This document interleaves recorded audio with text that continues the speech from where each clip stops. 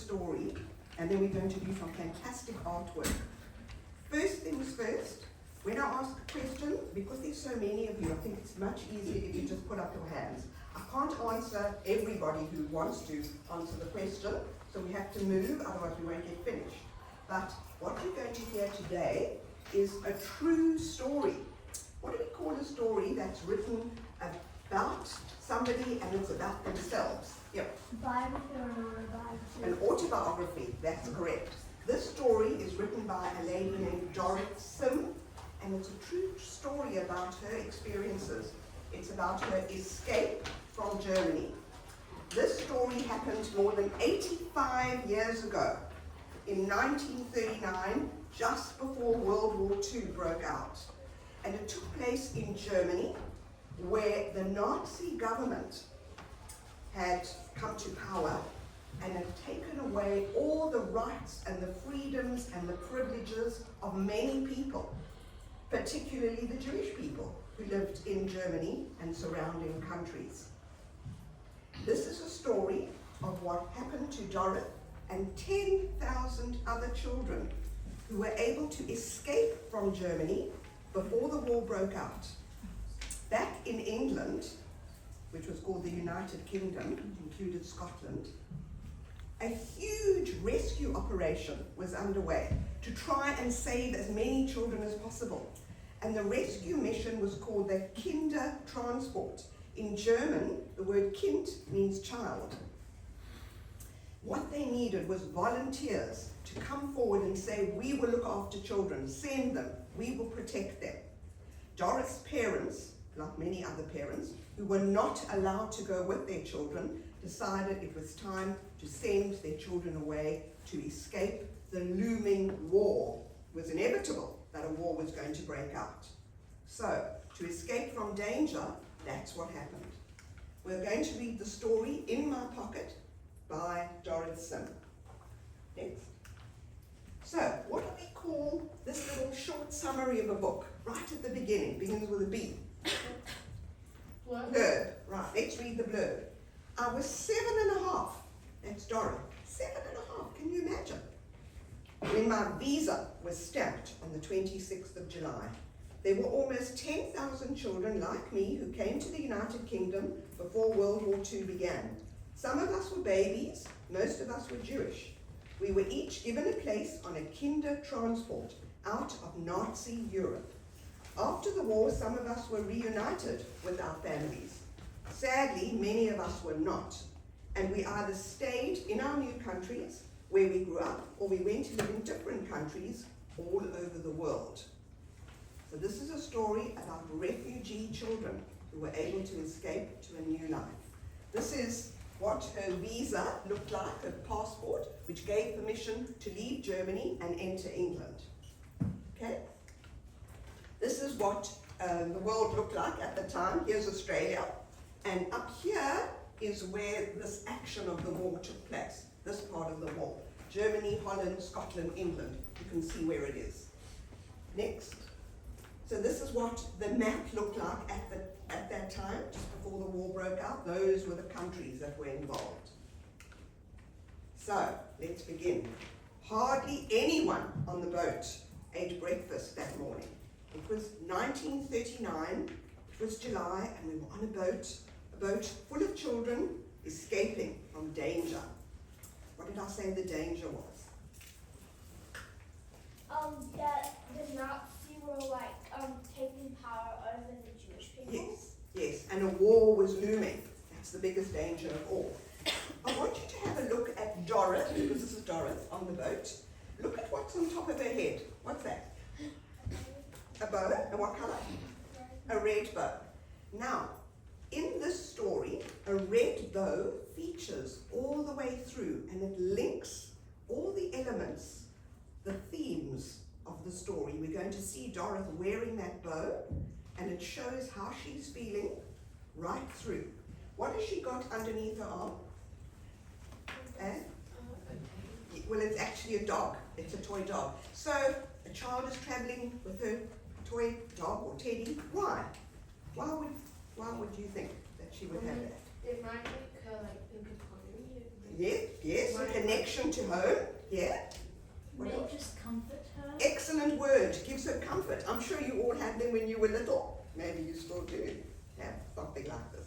So children brought that kind of thing with them to give them comfort, to make them remember home. Okay, let's go on. Back at the Hamburg train station. Where's Hamburg? Anyone know which country? I think it may be Sure. in Germany. Yes, it is. It's a huge big city in Germany. That's where they left from. A train had been waiting to take us to Holland, to the boat. What do we call Holland today? Beginning with the N. Yeah? The Netherlands. Yes, that's right. It's called the Netherlands. Mutti and Vati, that's German for mum and dad, told me the boat would take us to a new life. All the parents cried. We cried too. Can you imagine the feeling on that train station with parents putting their children onto those trains and they couldn't go with? Here's the little family. Note her red bow, you can see it there. Who do you think put that bow into her hair that morning? Yeah, It can be her mum. probably her mum. What kind of feelings would her mum have had that morning? do you She think? probably would have been too sad thinking that she had to go to the train. Yeah, she probably would have felt very sad. And what about the feeling of, what's that? Sorry, I can't do it properly. You know, when you always do that, what's that? Love, yes, a lot of love. So this red ribbon represents love and the feeling of sadness in this case. What I want you to have a look at is the way that the artist has portrayed this train. Who's got some ideas and wants to make some comments about the art here? What do you think? What do you think it makes you feel when you see that train like that? Yeah. Maybe, like, if it's like your first time seeing one, maybe you're a bit frightened. Why? Why? Like just seeing a massive hunk of metal. That's the words I want. Take you to some random place. Yeah, this massive hunk of metal. And look at the color. It's sort of brown and rusty. And can you imagine how menacing it would have been and the sound it would have made? No wonder people cried. Okay, it's gone. One little girl cried loudest of all. When she dropped her toy dog, it lay on the tracks. A man rescued the dog. Catch! He called as he threw it to her. Right after she caught it, the train began to move. The girl stopped crying, clutched her dog, and she waved goodbye to the man. So, the little girl is Dorothy herself. What do you make of the action of this station man, let's call him? What kind of action is this that he did? He threw the dog back at her. Yeah. What do you think? Kind of like a throwing motion. Yeah. And what do you think is his feeling for doing that? Kind of like sort of making sure that like they feel comforted. Yeah, they are. She wanted it back. Would you say it was a kind gesture? Yeah. Very kind, because he could easily have left the thing lying on the tracks. What did he care? But he did care. He showed kindness. And we're going to see how this idea of kindness weaves its way, like the red ribbon, right through the story. And it's very important as a theme for why we're reading this story today. What are they wearing around their necks, the kids? Tags. What do you think's on the tags? Yeah. Numbers. Number? Yes, because there are many of them that have to be identified by a number. It can be the price. No, it's the little girl wearing the tag. Oh. No, you did something else, didn't you? Her name, that's what you meant. The name of the little girl. Yeah, what else? Anyone else got an idea? What else would be on? Your name, your number, Like your age, date of birth really, your parents. the name of your parents, your destination, where you're going to, and where you've come from. Yes, everybody had to be identified. So there they are in the carriage on their way. Okay? At last the train stopped. A big boy said we were in Holland. We sat in a green field and ate cheese sandwiches. We sang songs to the Dutch people who helped us. One song was about a mermaid. They gave us milk and chocolate, and soon we were on our way again. Right, what's the first thing that strikes you about this picture of them having a picnic? Oh, lots of hands up today. Yes. What do you think? Why are they so happy? Yeah, why do you think they're so How do happy? they even live? Yeah? Like, where's her bow? Where's her bow? Well, she's actually facing the other way, so it's probably on that side. I'm asking you, yes, do you know? Maybe like the yellow and green vibrant colours. Yes, absolutely right. Of course, those yellows and greens, they're the vibrant colours of why they're so happy, you're asking. So the relief of being able to get off the train, they're now in the countryside, they're having a picnic, they've got food. Why do you think Dorothy mentions food at this stage? Why would that be important? Yes.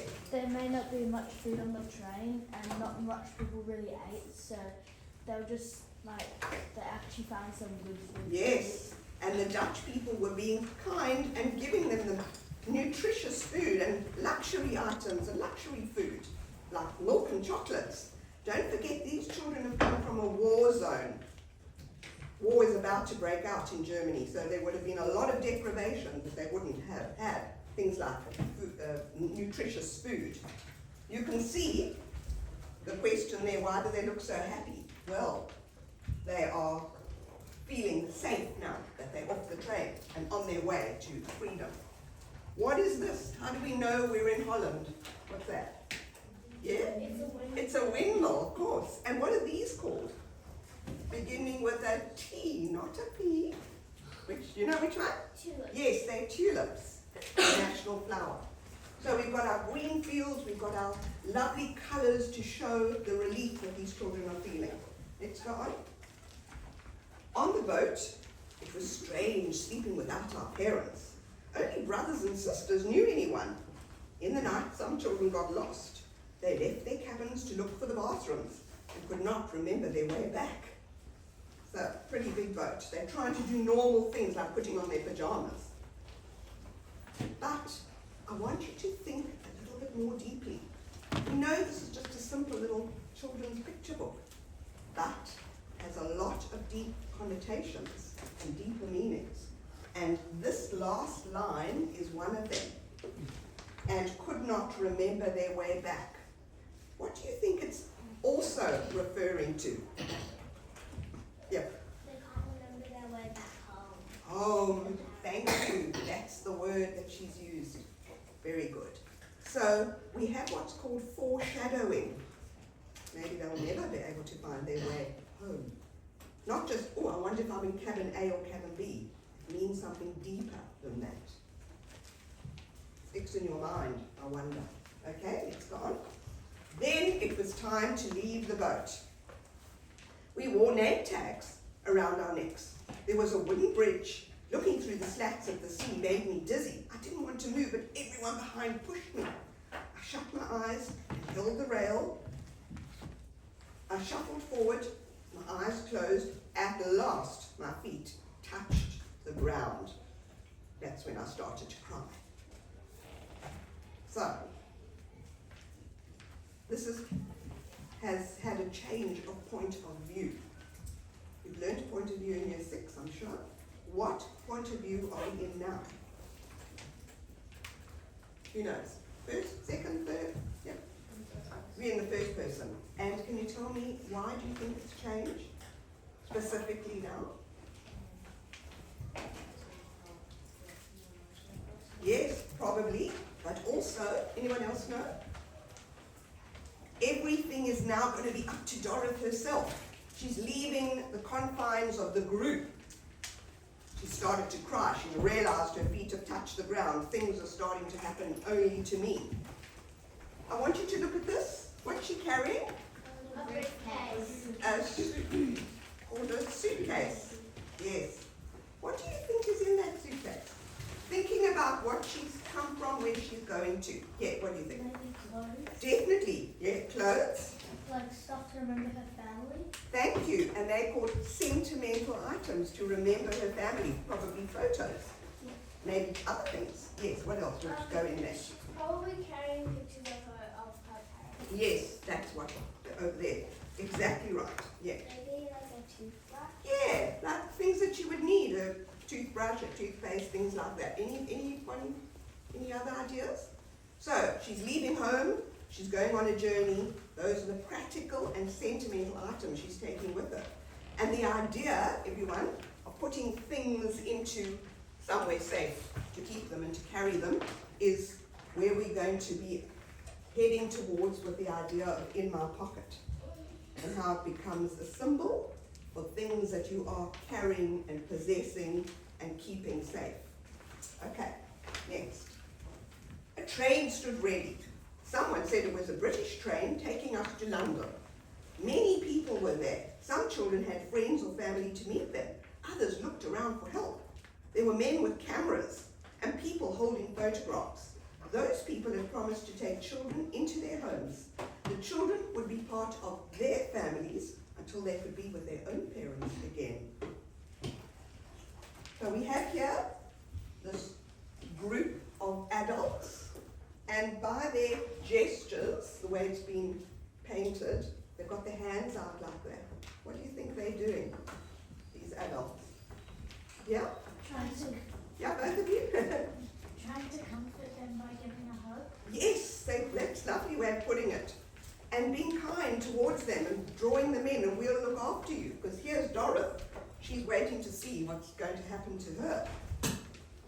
This is called the Liverpool Street Station. It's in London, and it looks very similar to that. We'll show you photos later. Compare that to the Hamburg train station that we saw in the previous scene, which was so dark and dismal and depressing. And look how lovely and light and cheerful. It's almost like the lightness is pouring in, giving hope. Yes. I just thought like maybe like one side where all the light is coming in is representing their new life, and then the side of the train is representing their Past, and they're coming into the future. Excellent point. Excellent. I want you to look at this where it says there were men with cameras. Why do you think the men with cameras? Who are they, the men with cameras? Yes? Like news reporters? Yes, of course. They're the reporters. You know, the Kindertransport needed huge amounts of money to get all these children across. So it was something they had to advertise all over the world. They wanted to see that children were being saved. Yeah. Okay, let's go on. A man and a woman looked at a photograph. The wife touched her husband's arm. Look, she said, the child we picked. The girl with the red ribbon and the big toy dog. That's how they found me. Darn. So, why do you think the man has gone down on his knee like that? Yes. To like have level same height as her, Yeah, and what's the point of that? like eye contact. Yeah, the eye contact. What is that? What do you think about eye To contact? see eye to eye. And then what is that? What do you think it makes her feel? More comfortable. Yeah, excellent. Definitely, to make the connection, to make her feel more comfortable. Can you imagine this little girl, 7.5, all by herself? And what language does she speak? German. Right. Next, a man with them spoke German. Cool. He said, Willkommen, schöne Kind, which means welcome, lovely child. Aren't they just the most beautiful words to say to her? So kind. Or I could say in English was, I have a handkerchief in my pocket. That's how I began to teach myself. Whenever I learned a new word, I put it in the same sentence. I have a dog in my pocket. I have a house in my pocket. I have a teacher in my pocket. What do you think of that way of learning a language? That maybe she's trying to say that that she just wants to remember that when she was in Germany that what her teachers taught her. Yeah, and do you think it's a good way to learn English? Yeah. And do you think that she's really putting the words in her pocket? Literally. Kind of. Where are they really going? The words.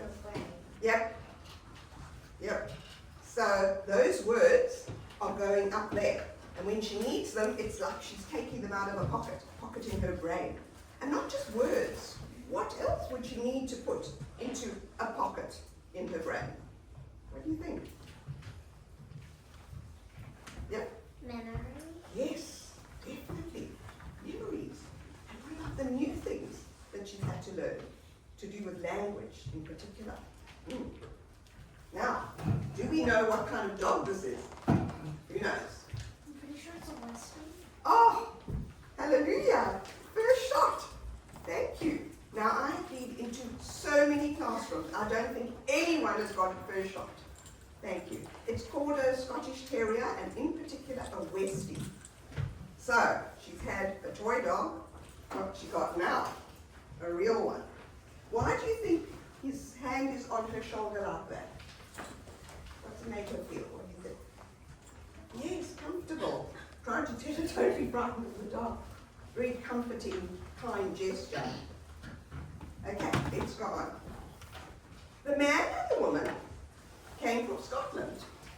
Everything was different. Can you imagine the contrast? In Germany, I sat on a little seat on my father's bike. In Edinburgh, where they lived, there was a car, and I had a real dog. Starting to see now the experience of the refugee child having to adapt to new surroundings. Why do you think the artist has done the dad on the bike like that? What do you think it's trying to show us about what's happening here? It's trying to tell a friend. She goes back to her memories and thinks about how her father used to have a bike and how she used to sit on it. Yes, right. Her memories again are so strong that it's right in the forefront. She's making these comparisons and these connections. You know, this is like the old world that she's got to leave behind and go in the car to the new world to adapt. Okay, it's gone. Something else that she has to adapt to. In Germany, I couldn't play with the children in our street because I was Jewish. Now I play with my new Scottish friends. Soon I was calling the woman and man mummy and daddy. After all, I called my real parents Mutti and Vati. What's the first thing that strikes you about that picture? The way it's been drawn. What do you think? Yes? The bricks are colourful to light in the middle. Yes. Lovely. Lovely that you notice that the darkness of the bricks there, moving towards the lovely bright colours, so the darkness of the past and the sadness, towards the lovely bright colours of happiness. Now, I want to ask you about the children themselves. What do we notice? And especially what she says. Now, I played with my new Scottish friends. You've got some ideas. Somebody else? Yes. They're all happy together. Yes, they are. And how can we see that they're happy together? Yeah. They're all smiling. They're smiling. And They're holding hands. The colours, we said before, that yellow especially, colour of happiness. What about this? What can you tell me about that? She still wears her red coat. And it's like glowing, isn't it? To show her happiness, and that's her identity. It's representing how she is feeling. So, with friendships and accepting her and including her, this little girl is making a new life for herself.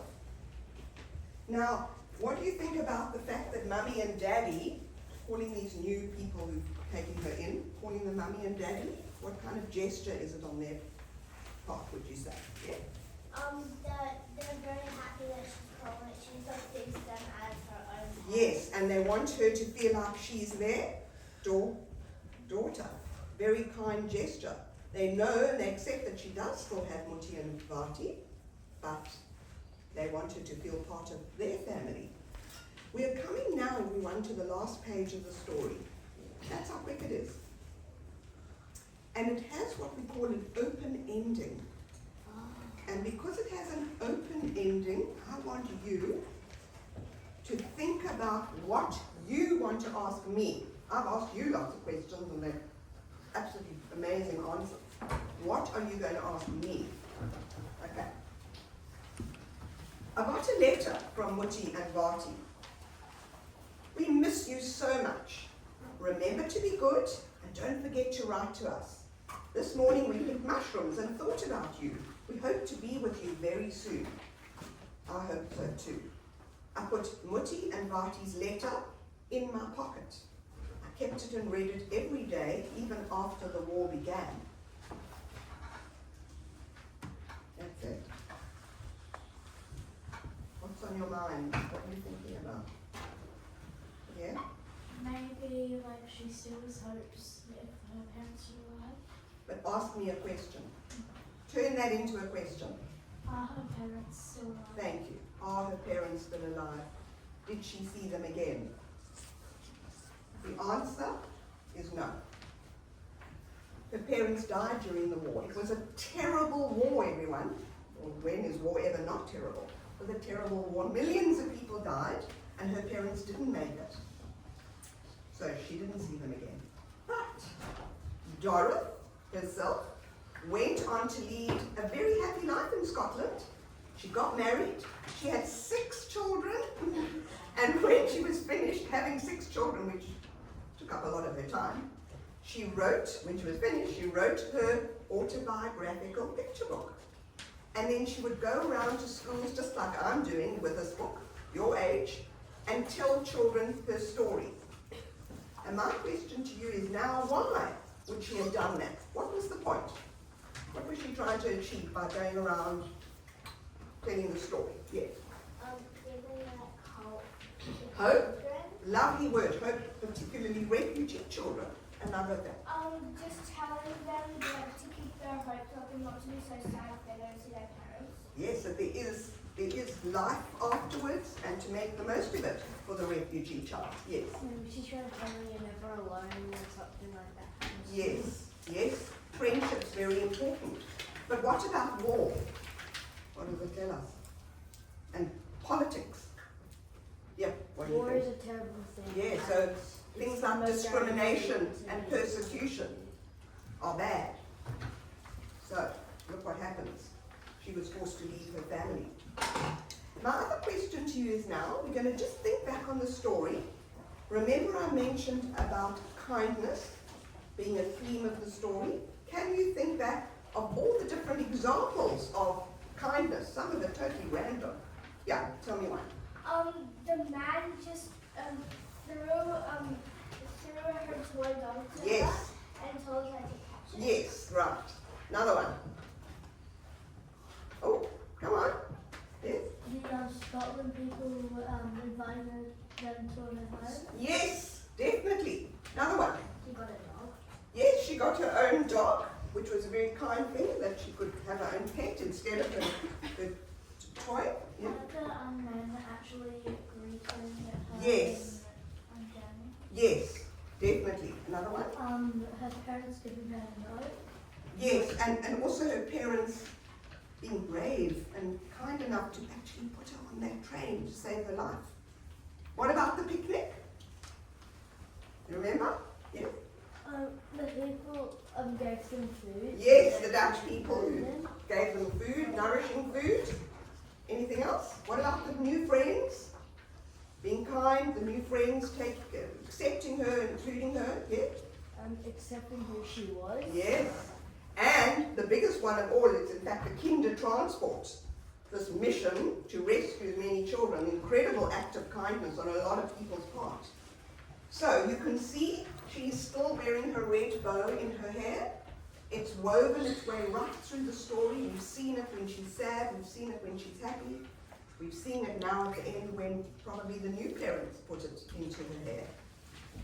She's holding that letter, probably the last letter, and she's actually putting it into her pocket. What else is going into that pocket or into that pocket at the same time? What do you think? Also like some memories. Yeah, what kind of memory do you think? Like almost like sentimental. Yeah, memories of her past, memories of her family. Yes, what do you think? Maybe like hope. Yeah, good word. Hope for the future. Yeah, that's what her parents want for her, is to be happy and settled. Yeah, so we've seen how her life has changed. Now we're going to look at a video. It's a contemporary video, so it's made now, but the words are from the book, and then we're going to see some other pictures and images of Dorothy herself. Let's see the video now.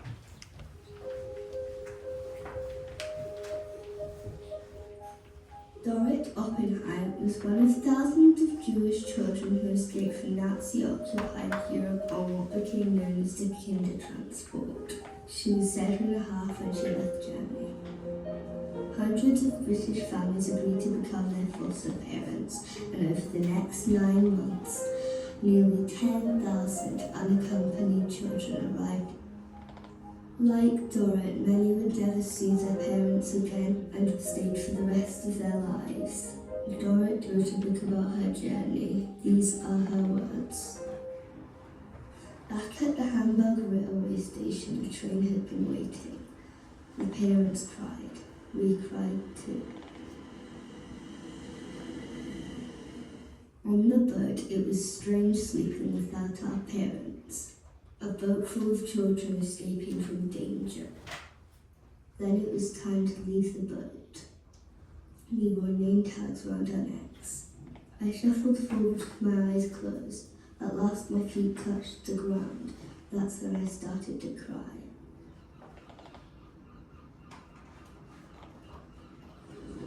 The train stood ready, taking us to London. Some children had friends or family to meet them. Others looked around for help. There were men with cameras and people holding photographs. Those people had promised to take children into their homes. A man and a woman studied a photograph. The wife touched her husband's arm. Look, the girl with the red ribbon and a big toy dog. That's how they found me. The couple spoke English. All I could say was, I have a handkerchief in my pocket. That's how I began to teach myself. Whenever I learned a new word, I put it in the same sentence. I have a dog in my pocket. I have a house in my pocket. I have a teacher in my pocket. The man and the woman came from Scotland. Everything there was different. In Germany, I didn't play in our street with the other children because I was Jewish. Now I played with my new Scottish friends, and I had a real dog. Soon I was calling the woman and man Mummy and Daddy. After all, I called my real parents Mutti and Fati. I got a letter from Mutti and Fati. We miss you so much. Remember to be good.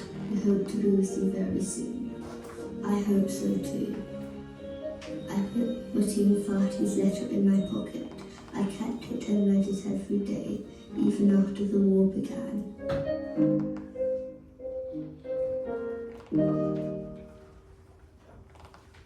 Yeah, so Dorothy died not so long ago. This is a picture of her with the red bow, and that's as a young woman, and there's a much older lady.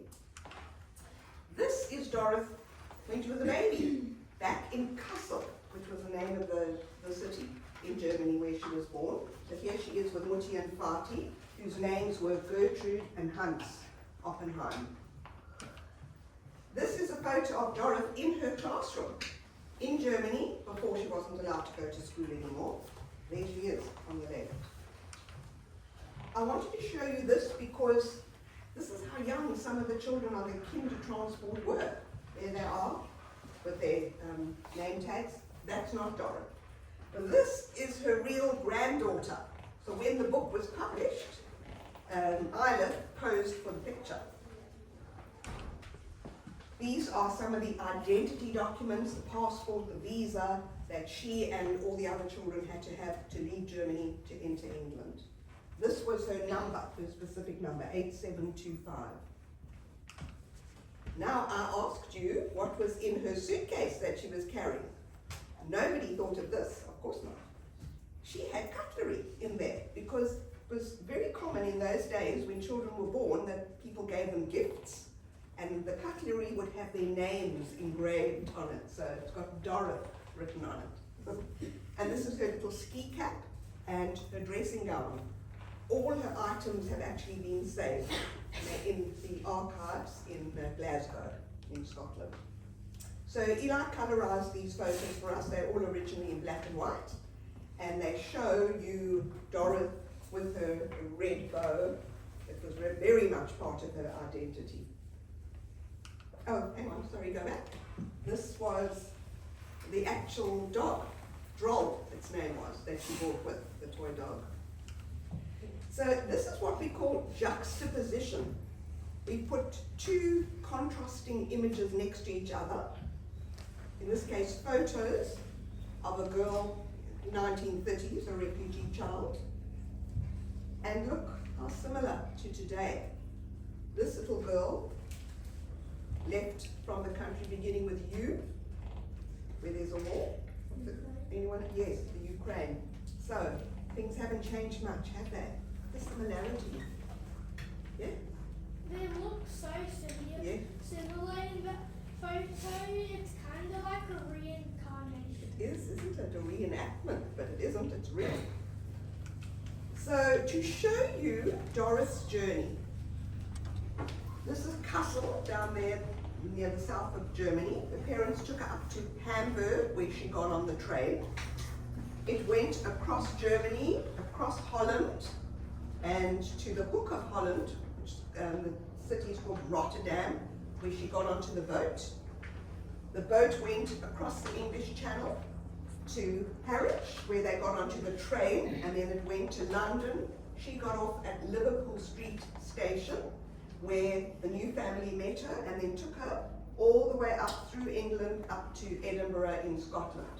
How long do you think this journey took?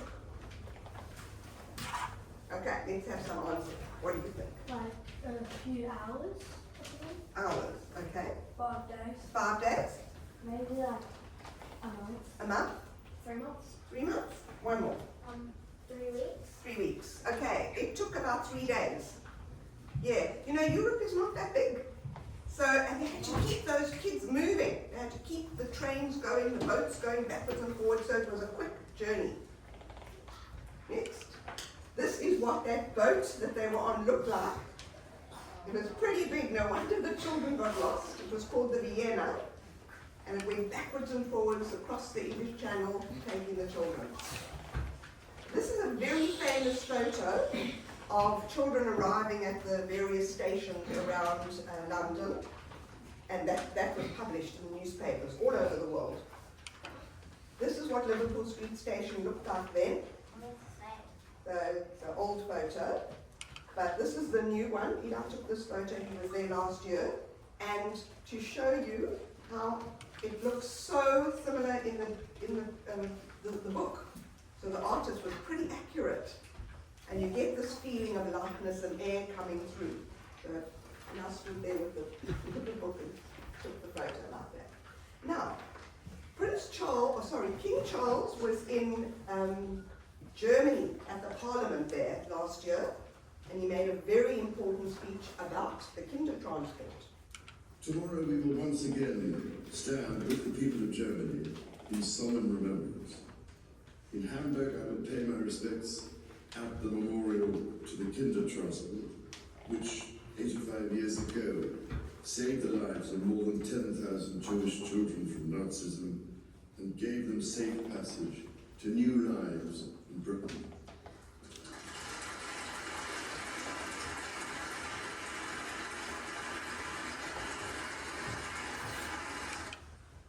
And that's what he did. The next day in the rain, he went to Hamburg, the city, and there is a statue there to the Kindertransport where he paid his respects. This is the one that's outside the Liverpool Street Station. If you look carefully, you will see, what do you think this is here? Yeah? A violin. A violin case. You know, if the child could carry his violin, he could bring it with. There were children there up to the age of 17, so they could bring things that were precious to them. There are statues all over Europe, in the cities that the Kindertransport left from, and there are some in England as well. Hamburg, Berlin, Gdansk, Rotterdam, Vienna, Harwich, and Liverpool Street Station. There are more, but we couldn't put them all onto the screen.